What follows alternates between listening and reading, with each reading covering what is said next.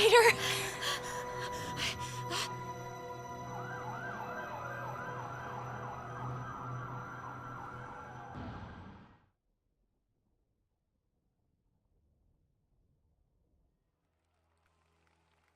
All right, peace, man. What's up?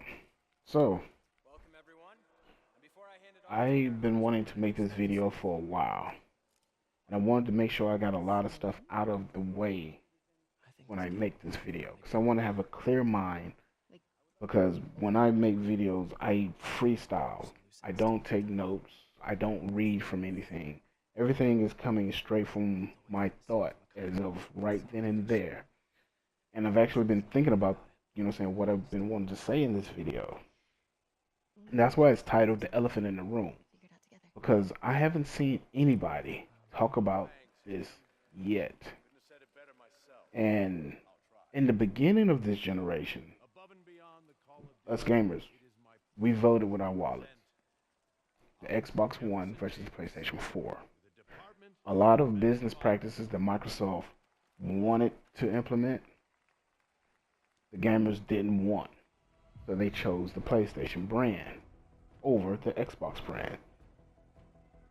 Now, you have Nintendo that's having some of the same practices, and their fans are accepting it as far as I know. But we're talking about Microsoft's elephant in the room, which is their arrogance this generation. You would think they would have learned from announcing the Xbox One X. I mean, the Xbox One. Sorry about that. You would think they would have learned from announcing the Xbox One and people deciding to go with the PlayStation 4 because of their talks of their business practices that they would, you know, be better at marketing and be better at giving gamers what they want. You would think they would be listening to the gamers, but it's been the complete opposite. And Microsoft has had time within this generation to do that, but now is time running out? How long will this generation be? If we look through history within the past 3 years, everything that's been like kind of leaked and rumored has been kind of coming true. You know, in the beginning of this generation, the first 2 years, we started hearing rumors that Sony and Microsoft are working on another console that's going to be like an upgraded version of these consoles that we had. And it came to be true. That's why we have the PlayStation 4 Pro and the Xbox One X. So now we're hearing rumors that the next generation is about to start. Now, honestly, a generation does last around about 5 to 6 years. Last generation was the longest generation we had because of the graphical leap we had in the beginning, and then at the end, people started perfecting their craft. Same thing with this generation. It wasn't a big graphical leap in the beginning, but developers were showing you how they perfected their craft throughout the past 4 years. This is the fifth year of this generation. It is expected for another generation to start or be talked about heavily out in the open from Microsoft and Sony next year. Microsoft has already announced they're working on Project Scarlet, which is the next Xbox. And they announced that this E3, right after, not even a full year after releasing the Xbox One X. Isn't that arrogant? Isn't that cocky? And then on top of that, this year alone, you've gotten Sea of Thieves rated 60 something. It came out with very, very little content. You had a lot of their gamers defending the fact that the game wasn't really complete. You had to fight a kraken. It was just tentacles sticking up out of the water. People go in the water, they see it's nothing there. You're not fighting nothing but tentacles sticking up out the water. And then someone had the nerve to say that they're going to add on to it later on. You had State of Decay 2, which was a complete downgrade from what you was shown when the game was first announced.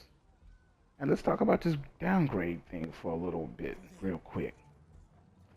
From Infamous Second Son all the way up to Marvel Spider-Man, PlayStation's first party titles has been hit, you know what I'm saying, before release with the rumors of they're being downgraded. They're being downgraded. They show you something that looks really good and then they give you something that doesn't look too good. But that has not been the case this generation for PlayStation first party exclusives.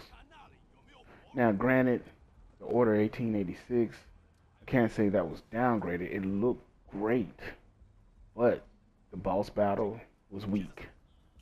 But you can't say that's a downgrade because they didn't say, you know what I'm saying, nobody never tells you what, you know, all that you do in a game before it releases. So you can't say that was a downgrade. That was just lazy development. The State of Decay 2 looked great when they showed it to you. It looked fantastic. I was interested.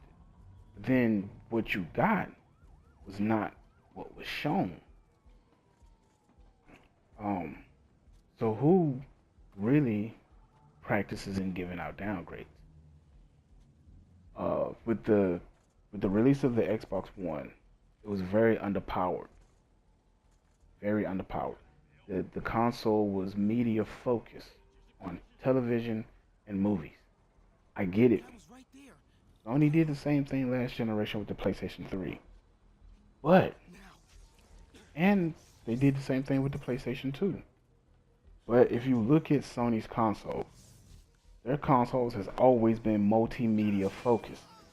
When I say multimedia, that includes games. But with the PlayStation 1, it played video games and CDs.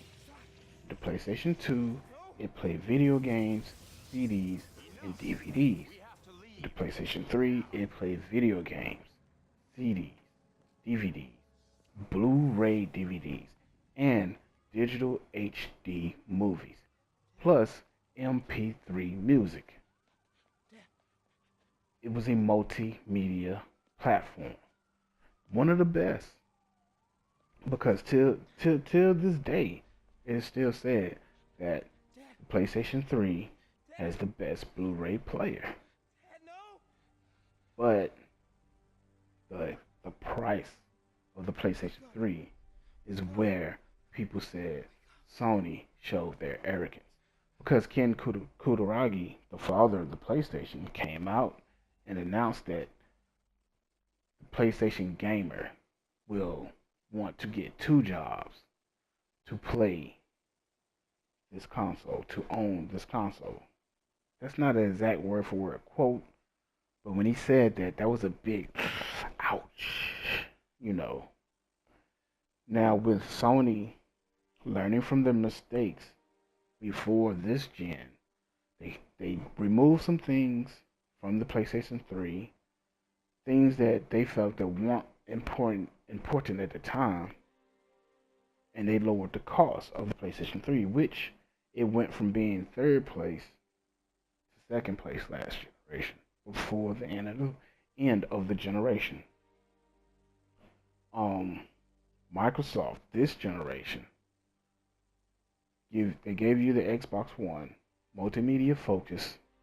You had the option to plug in your HDMI port into the console and watch TV, but that didn't move the format forward because people still, you know, would rather watch TV on TV, not, you know what I'm saying, through your console.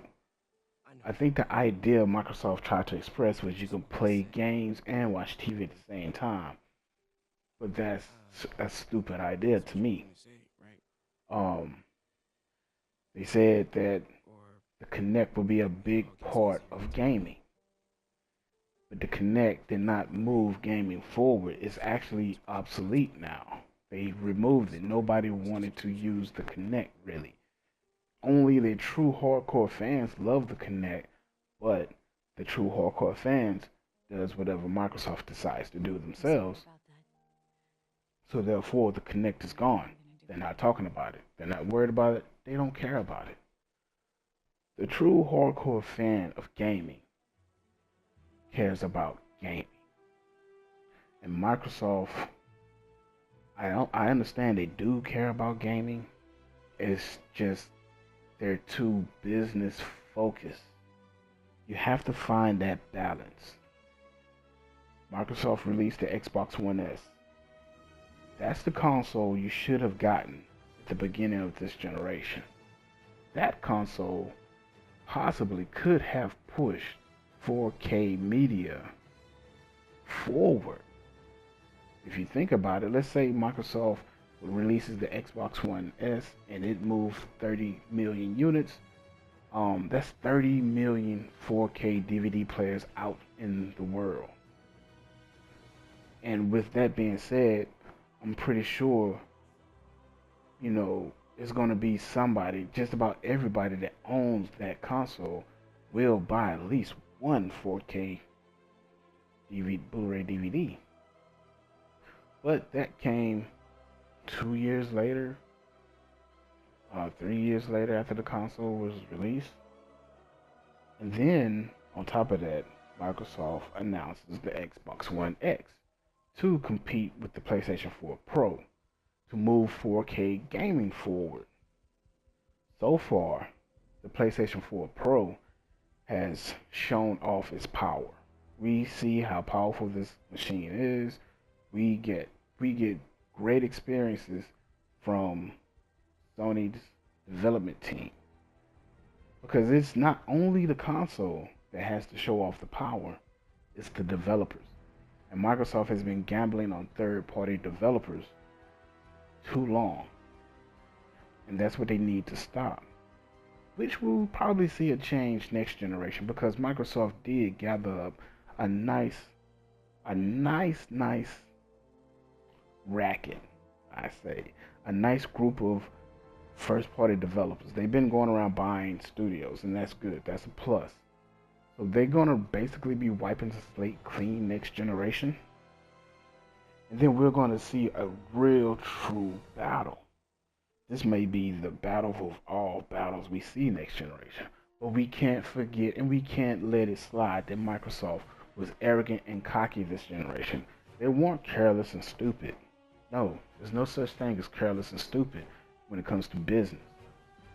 Everything they've done was calculated. Everybody that promotes their stuff has been calculated. This is what they meant to do, and it backfired. Their marketing strategies for Fallout and Tomb Raider backfires because they don't really market their games. They just put it out there. Whereas Sony truly do market their games. They just pay attention to the marketing strategy of Spider-Man on the PS4. But yeah, that's all I want to say about this issue. The arrogance of Xbox, the arrogance of Microsoft. If you don't agree with me, that's cool. But I'm gone. Peace.